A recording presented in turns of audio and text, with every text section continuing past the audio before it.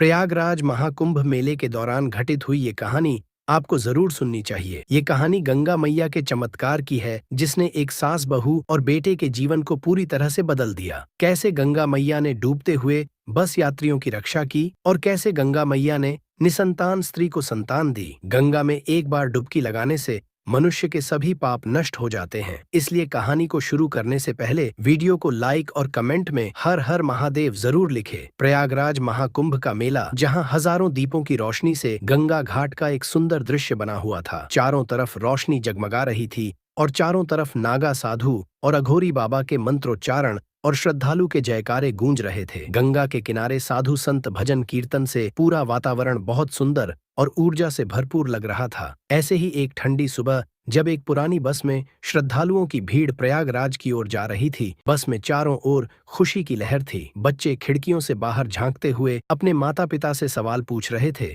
और अन्य लोग अपने साथ लाए प्रसाद को बांट रहे थे। बस में बैठे यात्री महाकुंभ की भीड़ के बारे में बातें कर रहे थे। उसी बस के पिछले हिस्से में एक गरीब परिवार बैठा था। परिवार में सास, उसका बेटा और उसकी बहू शामिल थे। सास के चेहरे पर प्रसन्नता थी। उसके लिए ये महाकुंभ केवल एक धार्मिक यात्रा नहीं थी, बल्कि एक लंबे समय का सपना था। बेटा भी अपनी मां की खुशी देखकर प्रसन्न था, लेकिन बहू बिल्कुल भी खुश नहीं थी। बहू के चेहरे पर गुस्सा साफ दिखाई दे रहा था, क्योंकि बहू के बहुत सालों से संतान नहीं हो रही थी और आसपास के लोग उसे ताने देते थे। बहू गुस्से में अपनी सास से कह रही थी कि इससे अच्छा होता कि हम घर पर ही रहते। पता नहीं ये सब क्यों करना पड़ रहा है। सास ने उसकी बात सुनकर भी अनसुना कर दिया और ध्यान गंगा मैया के भजनों में लगाए रखा। बस की खिड़कियों से महाकुंभ की रौनक दिखाई दे रही थी। बहुत से लोग पैदल महाकुंभ की तरफ जा रहे थे। हर किसी के चेहरे पर खुशी और उत्साह था, लेकिन बहू के दिल में केवल नाराजगी थी। प्रयागराज महाकुंभ के ठीक एक दिन पहले की बात थी। सर्दी की सुबह थी, जब मां अपने बेटे से बोली, बेटा, महाकुंभ का ये अवसर 140 साल बाद आया है। हमें गंगा स्नान के लिए जरूर जाना चाहिए। इस पवित्र गंगा स्नान से सभी पाप नष्ट हो जाते हैं और मोक्ष की प्राप्ति होती है। बेटा, जो एक मामूली मजदूर था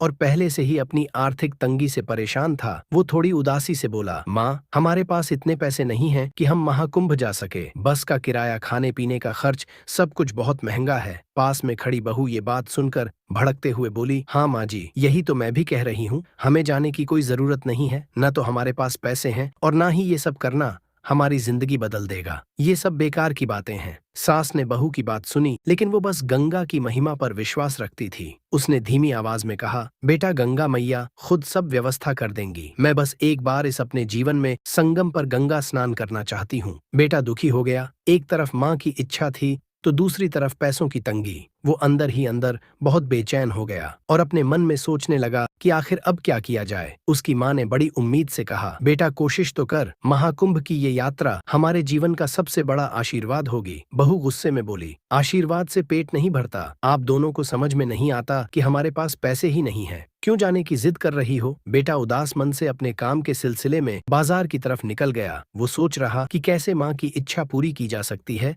तभी उसने बाजार के एक चौराहे पर एक बड़ा सा पोस्टर देखा। उस पर लिखा था, प्रयागराज महाकुंभ फ्री बस सेवा गरीब और असहाय यात्रियों के लिए। आज ही अपने नजदीकी केंद्र पर रजिस्ट्रेशन करवाएं। ये पढ़ते ही उसके चेहरे पर खुशी की लहर दौड़ गई। उसे लगा कि गंगा मैया ने उसकी माँ की प्रार्थना सुन ली। वो तुरंत पोस्टर पर दिए गए पते पर पहुंचा और फ्री बस सेवा के लिए रजिस्ट्रेशन करवा लिया। जब उसे ये पता चला कि अगले ही दिन बस उनके गांव से प्रयागराज के लिए रवाना होगी, तो उसकी खुशी का ठिकाना नहीं रहा। वो दौड़ते हुए घर पहुंचा और उत्साह से अपनी माँ को सारी बात बताई। उसने कहा, देखो, गंगा मैया ने आपकी सुन ली। हमें प्रयागराज महाकुंभ के लिए फ्री बस मिल रही है। अब हमें पैसे की भी चिंता नहीं करनी पड़ेगी। ये सुनकर माँ की आंखों में खुशी के आंसू आ गए। वो भगवान का नाम लेते हुए बोली, देखा बेटा, गंगा मैया ने सब इंतजाम कर दिया। उनकी महिमा अपार है। लेकिन दूसरी तरफ बहू को ये बात बिल्कुल पसंद नहीं आई। वो बोली, आप दोनों को तो जैसे कोई बहाना चाहिए। अब मुफ्त में बस मिल गई है तो क्या इसका मतलब ये है कि हमें सब कुछ छोड़कर वहां जाना चाहिए। सास ने शांति से कहा, बेटा, ये जीवन में एक बार मिलने वाला अवसर है। गंगा स्नान से हमारे जीवन के सारे कष्ट दूर हो जाएंगे। बहू ने गुस्से में जवाब दिया, कष्ट दूर होंगे या बढ़ेंगे ये तो समय ही बताएगा, लेकिन मुझे ये सब बेवजह का लगता है। बेटा, जो माँ और पत्नी के बीच फंसा हुआ था,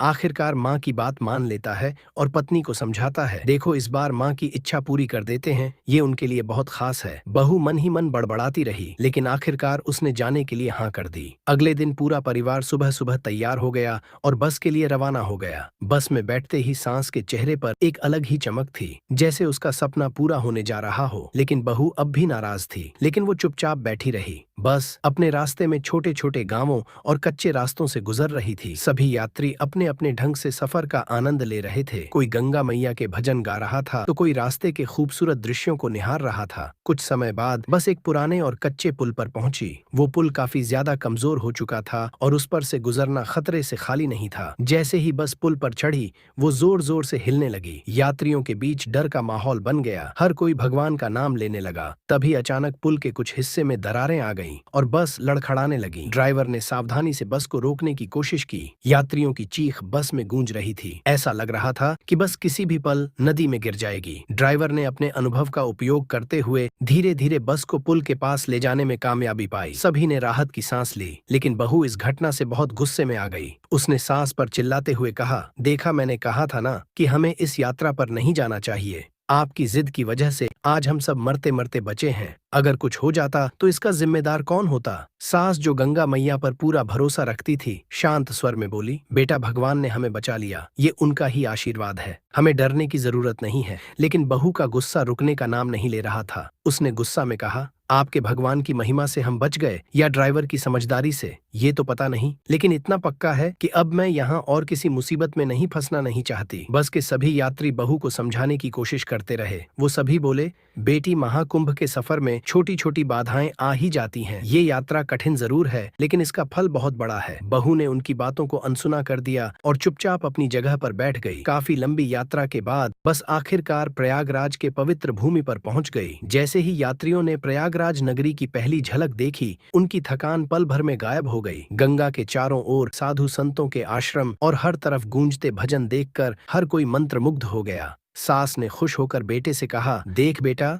ये वही स्थान है जिसके बारे में मैंने हमेशा सुना था। आज मुझे यहाँ आकर ऐसा लग रहा है कि मेरा जीवन धन्य हो गया। बेटा भी माँ की खुशी देखकर मुस्कुरा दिया। सभी बस से उतरकर संगम की ओर बढ़ने लगे। रास्ते में कई साधु संतों के समूह खड़े थे, जो भक्तों को गंगा स्नान के महत्व और दान पुण्य की महिमा समझा रहे थे। जैसे ही माँ, बेटा और बहू संगम के करीब पहुंचे, एक साधु ने उन्हें रोक लिया। साधु ने पूछा, माता, आप गंगा स्नान के लिए क्या दान देना चाहेंगे? बिना दान के इस यात्रा का कोई फल नहीं है। दान करना इस पवित्र यात्रा का सबसे महत्वपूर्ण हिस्सा है। सास ने विनम्रता से कहा, महात्मा जी, हम बहुत गरीब हैं, हमारे पास देने के लिए कुछ भी नहीं है, हम बस गंगा स्नान की इच्छा लेकर आए हैं। ये सुनते ही साधु का चेहरा क्रोध से लाल हो गया। वो कड़क आवाज में बोला, तुम लोग यहाँ गंगा स्नान करने आए हो और तुम्हारे पास दान के लिए कुछ भी नहीं है? ये कैसी श्रद्धा है? गंगा मैया सबका भला करती है, लेकिन जो लोग यहाँ खाली हाथ आते हैं, वे उनके आशीर्वाद के योग्य नहीं हैं। साधु की इन बातों ने सास और बेटे को गहरी चोट दी। सास की आंखें भर आईं और बेटा भी शर्मिंदगी महसूस करने लगा। बहू, जो पहले से ही नाराज थी, अब और चिढ़कर बोली, मैंने कहा था ना, यहाँ आना बेकार है, देखिए कैसे हमें अपमान सहना पड़ रहा है। सास ने बेटे की ओर देखा और कहा, बेटा, महात्मा जी सही कह रहे हैं, गंगा मैया के लिए कुछ न कुछ दान करना चाहिए था, लेकिन हमारे पास कुछ भी नहीं है, तो हम क्या कर सकते हैं बेटा? अपनी माँ को धीरज बंधाते हुए बोला, माँ,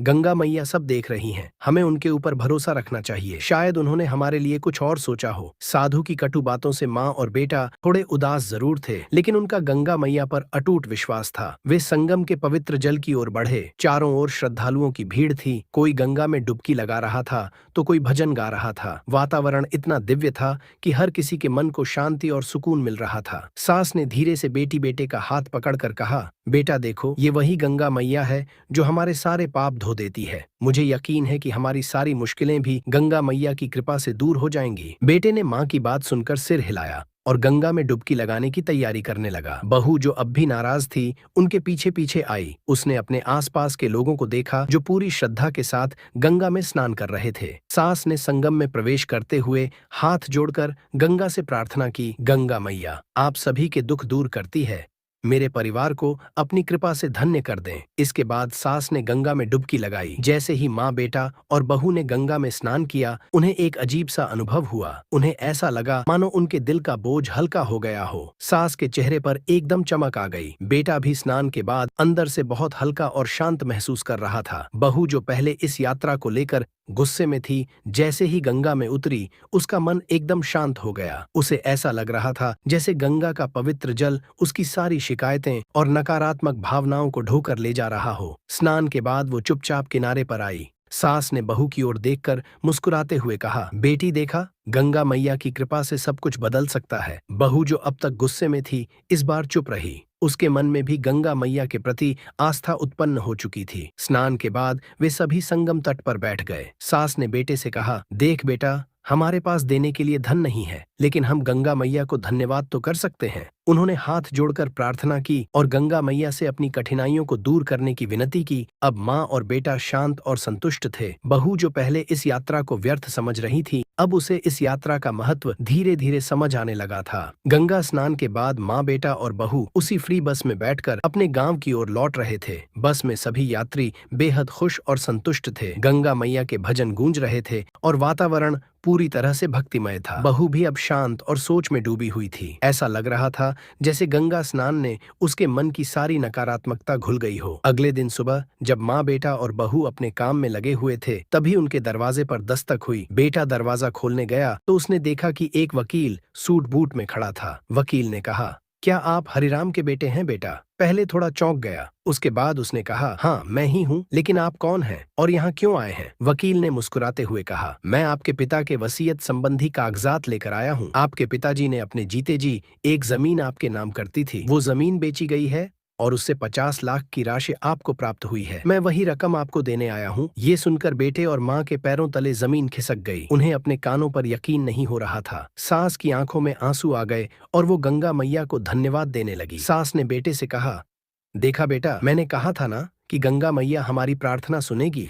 ये सब उनकी कृपा है। उन्होंने हमारे लिए रास्ता खोल दिया। बहू जो अब तक वकील की बातें सुन रही थी, हैरान रह गई। वो भी सोचने लगी कि ये सब अचानक कैसे हो गया। उसे भी अब गंगा मैया की शक्ति पर विश्वास होने लगा था। बेटे ने वकील से राशि के कागजात लिए और माँ के चरणों में बैठकर कहा, माँ, ये सब आपके आशीर्वाद और गंगा मैया की कृपा से हुआ है। अगर आपने मुझे महाकुंभ जाने के लिए प्रेरित नहीं किया होता तो शायद ये सब कभी संभव नहीं होता। माँ ने कहा, बेटा, ये धन हमें अपनी जरूरतें पूरी करने के लिए मिला है, लेकिन हमें इसका एक हिस्सा दान में भी देना चाहिए, क्योंकि ये सब भगवान का ही दिया हुआ है। अब पूरा परिवार खुशी से झूम उठा। बहू जो पहले इस यात्रा को लेकर गुस्सा थी, अब सास के पास आई और बोली, माँ जी, मुझे माफ कर दीजिए, मैं गलत थी। आपने जो कहा था वो सच था। गंगा मैया सचमुच चमत्कार करती है। सास ने बहू को गले लगा लिया और कहा, बेटी, भगवान हमेशा हमारा भला चाहते हैं, बस हमें उन पर विश्वास रखना चाहिए। कुछ दिनों के बाद माँ बेटा और बहू ने फैसला किया कि अब उनके पास जो धन है उसमें से थोड़ा हिस्सा गंगा मैया को अर्पित करेंगे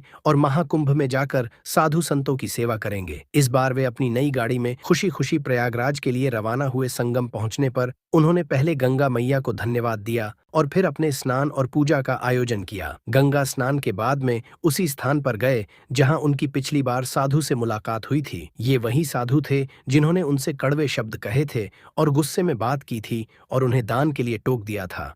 जैसे ही साधु ने उन्हें देखा, वो मुस्कुराए और बोले, आओ बेटा, मैं तुम्हारा ही इंतजार कर रहा था। बेटे ने झिझक हुए कहा, महात्मा जी, पिछली बार आपने हम पर क्रोध किया था, लेकिन आपकी बातों ने हमें सोचने पर मजबूर कर दिया। आज हम आपके चरणों में थोड़ा दान देने आए हैं। साधु हंसते हुए बोले, बेटा, वो दिन और आज का दिन दोनों ही मेरे लिए महत्वपूर्ण है, लेकिन सच कहूं तो उस दिन मैंने तुम पर क्रोध नहीं किया था, बल्कि ये मेरी एक परीक्षा थी। मैं देखना चाहता था कि तुम इसका सामना कैसे करोगे और इसका क्या जवाब दोगे। वो तीनों ये सुनकर अचंभित रह गए। सास ने पूछा, महात्मा जी, ये सब क्यों किया? साधु ने समझाते हुए कहा, गंगा मैया उन पर ही कृपा करती है जो श्रद्धा, धैर्य और विश्वास बनाए रखते हैं। तुम्हारे जैसा गरीब लेकिन आस्थावान परिवार इस कृपा का सच्चा अधिकारी है। मैंने तुम्हें परखा और तुमने मेरी परीक्षा उत्तीर्ण कर ली। इसी कारण गंगा मैया ने तुम्हारे जीवन में धन और सुख भेजा है। साधु ने बहू की ओर देखा और कहा, बेटी, मैं देख सकता हूँ कि तुम्हारे मन में कुछ कष्ट था, लेकिन अब तुम्हारा हृदय भी बदल चुका है। मैं तुम्हें एक आशीर्वाद देना चाहता हूँ। तुम्हारे परिवार को जल्द ही एक गुणवान पुत्र की प्राप्ति होगी। ये सुनकर बहू के चेहरे पर